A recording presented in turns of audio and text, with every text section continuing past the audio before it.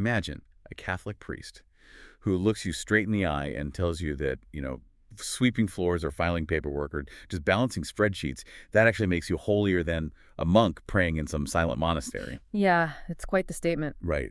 On its face, it sounds incredibly humble, beautiful even. But here's the crazy part. How does that exact message, this idea that the mundane 9-to-5 grind is the ultimate path to God, how does that end up building one of the wealthiest, most politically connected, and fiercely controversial religious organizations of the 20th century? Well, that paradox right there is basically the center of gravity for our deep dive today. We're unpacking the life, the legacy, and the intense polarization surrounding St. Josemaría Escrivá, and of course his creation, Opus Dei. Which translates from Latin to the work of God, right? Exactly. And the stack of sources we're navigating to try and understand this is just vast and wildly conflicting, to be honest. Yeah, it really is a mixed bag. It is. I mean, we've got official Vatican decrees, theological papers by scholars like William E. May and E. Collum, but then we're placing those right alongside highly critical journalistic exposés from Newsweek, a really intense 2024 investigative book called Opus by Gareth Gore, and Escriva's own writings, specifically his massive bestseller, The Way. Which sold, what, 5 million copies? Yeah, around 5 million. It's huge. Unbelievable. So our mission for you today is to unpack how this seemingly empowering grassroots message about everyday spirituality just completely collided with allegations of extreme elitism, deep political entanglements with authoritarian regimes, and a fast-tracked, highly contested path to official Catholic sainthood. The contrast is just jarring. Totally jarring. Yeah. But to really understand the empire, we have to look at the spark that started it all. And going through the sources, they all point back to this one incredibly visceral, striking image. Right, the footprints in the freezing snow. The footprints in the snow. I love this story. Paint this picture for us, because it's not just some passing anecdote, It fundamentally rewires his brain. It really does. So it takes place in the city of Logroño, Spain.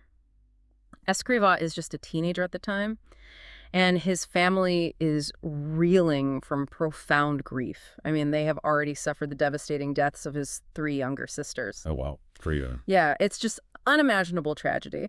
And one day, following a massive, bitter snowstorm, he's walking through the city, and he just looks down, and he sees the footprints of a barefoot Carmelite monk stamped right into the freezing snow. Barefoot in the snow. Exactly.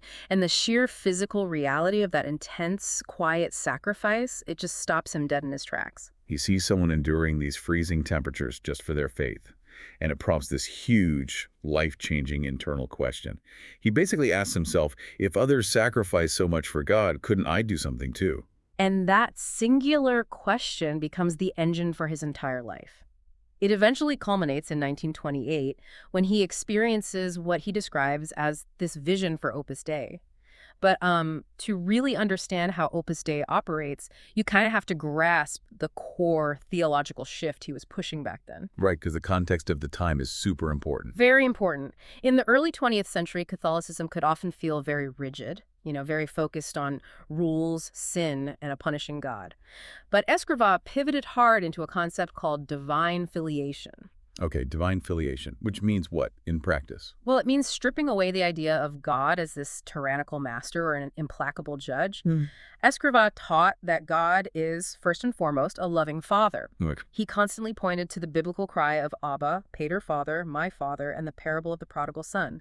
He believed that if you truly internalize that you are a child of a loving father, your everyday posture in the world changes. It goes from fear to like a joyful duty. And that leads directly to his most famous concept, right? This sanctification of work. Exactly that. Escriva argued that because we're children of God, we are called to be ipsi Christus Latin for Christ himself. Wow, that's a big claim. It is. Historically, the church essentially had a 2-tiered system for holiness. If you wanted to be truly holy, you left the dirty secular world behind. You became a priest or a nun and retreated into a monastery. You separate yourself. Right. But Escriva argued the exact opposite. He believed the modern world wasn't something to flee from, it was an altar. Ordinary people could sanctify the world from within their everyday jobs and their normal social lives. Okay, let's just pause on that for a second, because I really want to look at the mechanics of what he's actually doing here. He is essentially open sourcing holiness. That's a great way to put it. Right, because for centuries, spiritual perfection was basically locked behind the walls of the clergy. And Escriva comes along and bypasses the middlemen entirely. He hands the code for salvation directly to the everyday working class, telling them they can be the developers of their own holiness right at their office desks. I mean, it's an incredibly empowering, democratizing idea. It completely flattens the spiritual hierarchy. It really does. But here is where I hit a massive wall in the source material. If the entire goal was to democratize spirituality, to make it accessible to the average worker, how does a decentralized open source theology result in the creation of a massive, highly centralized, and frankly, elite-seeming institution? Yeah, you're hitting on the central tension of his entire legacy. The theology might have been decentralized, but the delivery mechanism, that was highly calculated. Okay, how so? Well, he didn't spread this message by writing dense, academic, theological treatises that only priests would read. He used a very specific, highly engineered playbook, and that playbook was a little pocket-sized book published in 1939 called The Way. The format of The Way is so fascinating to me, because he never set out to sit down and write a best-selling manuscript. The book is literally just a compilation of notes that he kept in his pocket over 12 years of his daily life and conversations. Yeah, just scribbles and thoughts. And he structured it meticulously. It consists of exactly 999 short points or maxims. Right. He chose 999 as this candid devotion to the Holy Trinity. 3 times 3 times 3. But beyond the numerology of it, that format made the book incredibly digestible. Because you could just read one point and think about it. Exactly. It reads way more like modern life coaching or aphorisms than a theological textbook. Do we have a sense of what those maxims actually sound like? Like, what's the tone? Yeah, a great example from the sources is point 164. Escriva writes to comfort the reader, and he notes that the saints were not these untouchable, glowing figures. He literally calls them perfectly ordinary, normal beings who felt natural inclinations and weaknesses, but simply chose to keep their hearts for God. Wow, that's super relatable. It is remarkably down to earth. It's basically a practical guidebook for serious Christians trying to navigate the messy, secular world, and it worked. I mean, the book has sold nearly 5 million copies in over 40 languages. Okay, so we have a humble priest writing pocket-sized notes about being a normal person. The disconnect is glaring here. How do we get from a pocket notebook of gentle spiritual advice to the fierce allegations in these sources? I mean, we're talking about accusations of massive ego, political machinations, and aggressive power grabs. The shift from humble spirituality to institutional power happens because of the historical crucible in which Opus Dei was forged. We have to look at the specific people Escriva was handing these books to and the political environment of the Spanish Civil War. Right. And let me just jump in here real quick. Looking at the historical documents, and to be clear to you listening, we are just looking impartially at what these competing sources claim you see, a very polarizing, politically charged picture. Very much so.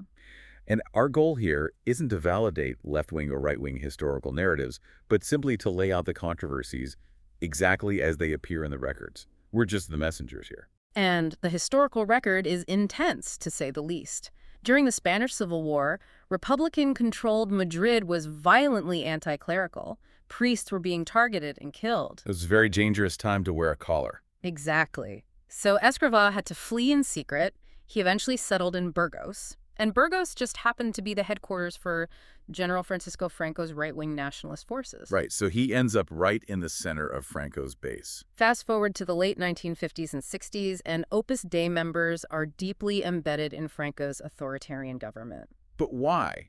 I mean, why would an authoritarian dictator like Franco want a bunch of lay Catholics running his government? Because Franco needed competent managers to save a failing economy, but he didn't trust traditional politicians who might challenge his absolute power. Oh, okay. That makes sense. And Opus Dei members were highly educated, they were perceived as morally upright and fiercely anti-communist.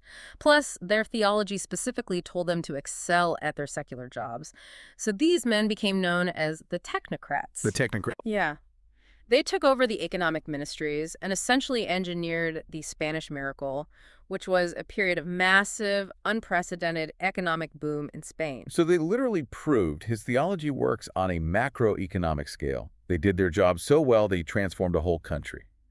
But obviously, the proximity to a brutal dictatorship opens the door to a flood of criticisms. A massive flood. Let's look at the prosecution file from the sources, because the allegations are severe.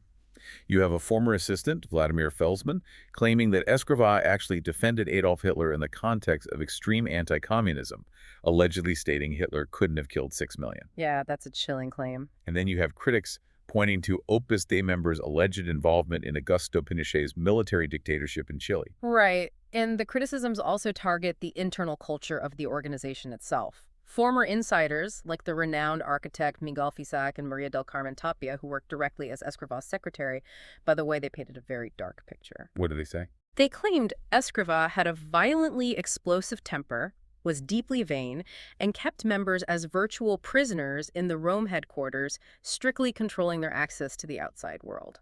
And the 2024 investigative book by Gareth Gore, Opus, takes these claims even further. I mean, Gore alleges that Escriva went so far as to install hidden microphones in guest rooms at the headquarters to eavesdrop. Yeah, the surveillance allegations are wild. And more disturbingly, he claims Escriva exploited private, highly sensitive information gleaned from people's religious confessions. And the mechanism of control alleged there is particularly insidious.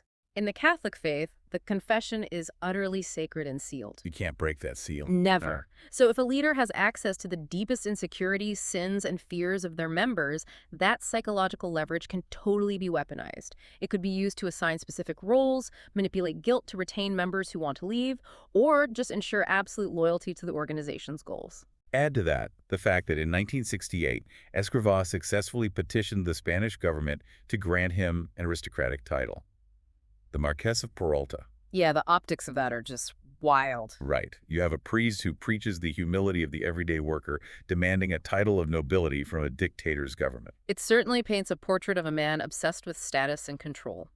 However, to be fair to the sources, they also present a very robust, aggressive defense from Escriva's supporters and the institution itself. Okay, so what is the counter-narrative to all of this? How do they explain the dictatorships? Well, his supporters categorically state that Escriva personally despised dictatorships. They point to the fact that Opus Dei members spanned the entire political spectrum and that there were members who actively opposed Franco and Pinochet, sometimes at great personal risk. So it wasn't a monolith. Right. The organization's stance is that it does not dictate the political actions of its members at all. It only provides spiritual guidance. And what about the Marquess title? How do they justify a priest becoming a Marquess? They argue it was never about personal vanity. Not at all. It was an act of loyalty to his family's history, securing a title that rightfully belonged to his lineage. And the proof they offer is that almost immediately after securing the title, he ceded it to his brother, Santiago. Oh, really? Yeah, without ever actually using it publicly himself. Okay, that does reframe it a bit. But regarding Gareth Gore's explosive claims about the microphones and the confessions, that seems harder to explain away. Opus Dei actually released a massive 106-page official rebuttal to Gore's book. 106 pages. Yeah. They went through it line by line. They categorically deny the claims about microphones and the systemic exploitation of the confessional seal. They argue these accusations basically rely on manipulated quotes and are part of a long-standing coordinated smear campaign driven by critics who just fundamentally misunderstand Opus Dei's unique mission in the church. Synthesizing all of this, I have to wonder if there isn't a massive, unintentional spiritual loophole built into his core theology. What do you mean by that? Well, think about it. If you teach people that any earthly pursuit, climbing the corporate ladder, gaining political leverage, amassing wealth, can be a holy endeavor that glorifies God, does that give ambitious people permission to be utterly ruthless?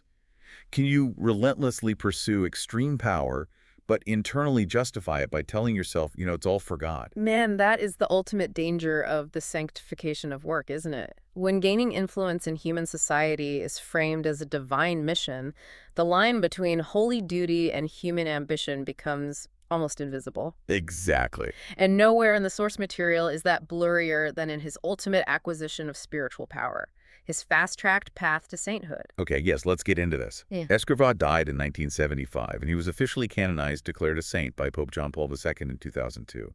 They held the ceremony before a massive crowd of 500,000 people in Rome. Now, 27 years from death to official sainthood might sound like a long time to an outsider. But in the Catholic Church, that is light speed. It is incredibly fast. The Church typically moves in centuries, not decades. To be canonized, the process requires rigorous investigation into the person's life and, crucially, the medical proof of two scientifically inexplicable miracles attributed to the person's intercession after their death. And the sources detail the two specific medical cases used for his cause. And they are pretty intense. They really are. The first miracle, which was approved for his beatification, occurred in 1976. A Carmelite nun named Sister Rubio was cured of a rare, debilitating disease called lipomatosis. Wait, lipomatosis, what exactly does that do? It causes massive, painful, fatty tumors to grow throughout the body. It's really awful. And the second miracle, which secured his canonization, was the 1992 cure of Dr. Manuel Novato Rey. He was a doctor himself. Yeah, an orthopedic surgeon suffering from cancerous chronic radiodermatitis. It's basically severe skin damage caused by years of exposure to X-rays, and it had reached an irreversible third stage. But both of these individuals were cured suddenly and completely after praying to Escriva. But the speed and the methodology of proving those miracles triggered massive internal blowback. Journalist Kenneth Woodward, writing in Newsweek, called this perhaps the most contentious beatification in modern times. Right, Woodward's reporting highlights several really sticky procedural controversies. For centuries, the Church relied on a role called the promoter of the faith, colloquially known as the devil's advocate. Right, the person whose job is basically to find the flaws. Exactly. This person's entire job was to rigorously, almost aggressively challenge a candidate's sanctity. But that role was bypassed. Furthermore, critics pointed out that Opus Dei affiliated doctors were heavily involved in originally certifying the miraculous nature of those medical cures. So the people providing the scientific proof were part of the very organization trying to get their founder canonized. Yeah, it's a tough look. And Woodward notes that vocal critics of Escriva, former members who had suffered under him, were allegedly shut out of the church tribunals. They weren't allowed to testify against his character. And it reached the highest levels of the Vatican, too.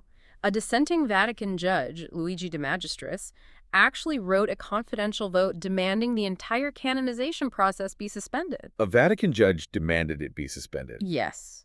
He argued it was a grave canonical scandal that Escriva's own confessor of 31 years, Alvaro del Portillo, was allowed to be the primary witness for his sanctity. I mean, in a normal legal or historical setting, relying on the candidate's closest confidant as the objective standard is a massive conflict of interest. Hearing the mechanics of this, it feels less like a traditional slow-moving medieval sainthood process and far more like a highly organized modern corporate lobbying campaign. They identified the goal, mobilized their network, controlled the witnesses, and pushed it through the bureaucracy. Well, Vatican analyst John Allen Jr. offers a more nuanced view in the sources that we should bring up. He argues that Opus Dei didn't necessarily buy the canonization, as some conspiracy theorists claim. Okay, what's his take? What actually happened is that in 1983, Pope John Paul II completely overhauled and streamlined the rules for making saints. He specifically removed the traditional devil's advocate role to modernize the process. Ah, so it wasn't an Opus Dei conspiracy, the rules just changed. Exactly. Opus Dei simply had the immense resources, the global organization, and the theological alignment with the Pope to exploit those new rules to their absolute advantage. They played hard, they played fast, but they technically played by the Vatican's new rules. They optimized the system, they treated sainthood like a massive secular project, and executed it perfectly. Which brings us to the present day. Where does Opus Dei stand now, and how are they navigating a very different church under Pope Francis? They are still a formidable global force. They boast over 94,000 members worldwide right now, but they are currently in a period of intense institutional transition. Yeah, big changes are happening. In 2025, they're holding their 10th Ordinary General Congress, bringing 279 global representatives together for a very specific reason. They have to adapt their internal statutes to meet the new demands of Pope Francis. Right, Francis issued a document called Ad Charisma Tuendum. What does that actually force them to do on a practical level? Essentially, Pope Francis is downgrading their unique independence. For decades, Opus Dei operated with a special status that made them largely independent of local bishops. Francis's document forces them to report directly to the Vatican's dicastery for the clergy. So, more oversight. Much more. It requires yearly reports instead of every 5 years, and it decrees that the head of Opus Dei can no longer be ordained as a bishop. It is a clear move by the Vatican to rein in their exceptionalism and increase oversight, all as the organization gears up for the centenary of their founding in 2028. Which brings this entire massive, sprawling story right back to you, listening to this deep dive right now. Why does the legacy of a controversial Spanish priest from the 1920s matter to your life today? I think Escriva forces us to look in the mirror at how we value our own daily lives. He challenged a very profound, often toxic idea that you have to escape the real world to find meaning. He tells you to find the secret in the commute, the holy in the spreadsheet.